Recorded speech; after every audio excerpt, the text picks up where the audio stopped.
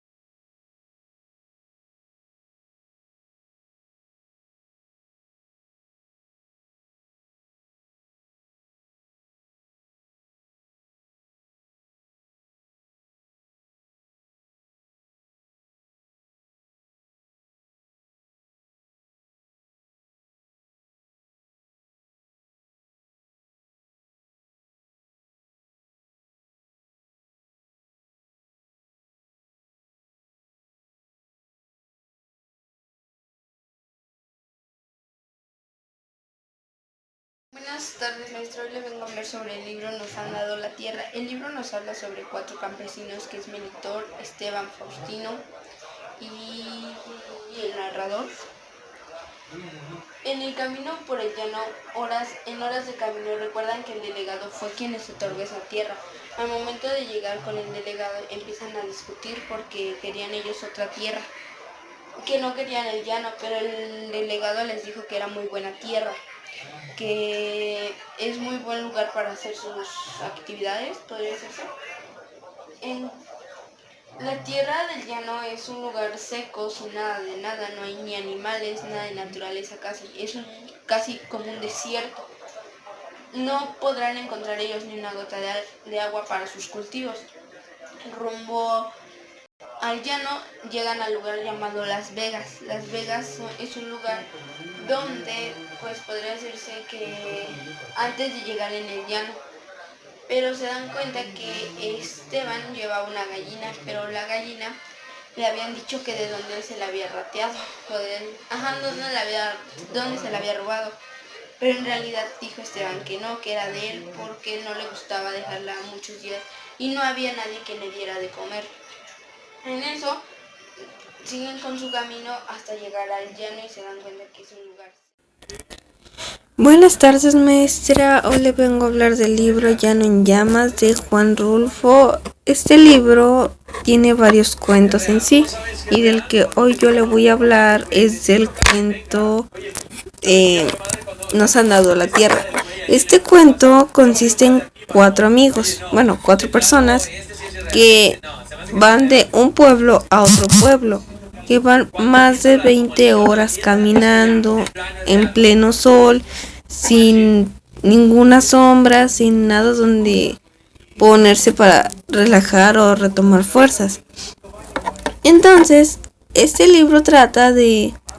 cuento trata de una tierra que les regalaron y ya es de ellos, pero el problema aquí es que esa tierra no sirve porque no llega agua, está como en sequía esa tierra, sin árboles, sin sombra, sin nada. Entonces resulta que se van a otro pueblo por recursos, pero de ahí se dan cuenta de que pasa una nube y nada más una sola gota de agua se les cae y ya, eso es todo. Después resulta que nadie se había dado cuenta que uno traía una gallina abrazando y cargando. También habla sobre que nadie quería hablar. Buenos días, el día de hoy les vengo a hablar sobre el cuento del libro El llano en llamas, no oyes ladrar a los perros. Este cuento trata sobre Ignacio, que se dedicaba a asaltar y a robar, y su padre. Un día, por andar en malos pasos, lo encuentran herido. Y su padre lo encontró herido y lo carga y lo lleva hasta un pueblo llamado Tonaya, el cual ahí habría doctores para que lo curaran. En el camino le iba platicando que si no se hubiera ido por el mal camino, él no estaría en ese momento. Y que los que decían ser sus amigos le habían dado la espalda. Y le recordaba que si su madre siguiera viva, la hubiera matado de nuevo por un infarto o así, de susto, de tanta cosa que hacía. El papá de Ignacio le preguntaba si escuchaba algo o veía algo acerca de la ciudad y del pueblo, perdón, y él le decía que no. Al llegar, el papá vio Tonaya, vio las luces y lo bajó, y cuando se dio cuenta, Ignacio ya estaba muerto. Gracias.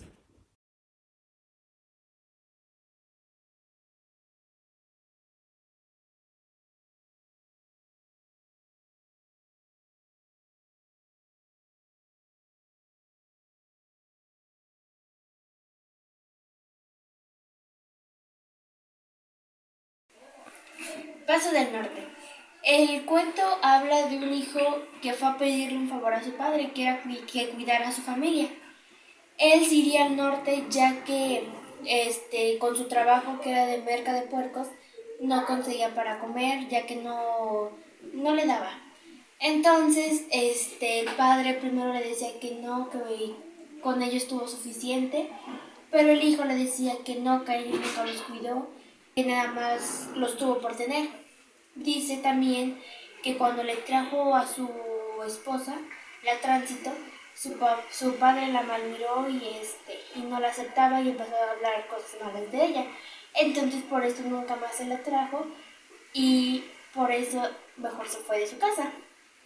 También ya el padre había aceptado cuidar a sus nietos y a su nuera y el hijo se había ido. Cuando ya estaba cruzando el río o la frontera, los de migración les dispararon y él nada más recibió un impacto en su brazo. Entonces, después fue un pollero y le dijo que tuvo suerte, le dio dinero para que se regresara. Hola, soy Elines Fernández del tercero A. Hoy les vengo a platicar sobre el capítulo Es que somos muy pobres del libro El llano en llamas. En este capítulo nos habla de una familia. Los padres le regalan a su tercera hija una vaca para que tuviera un capitalito y no se fuera de prostituta como sus dos hermanas mayores. Pero en una mala noche la vaca va al río a tomar agua, pero el río se había desbordado a causa de las lluvias que anteriormente habían pasado y se ahoga.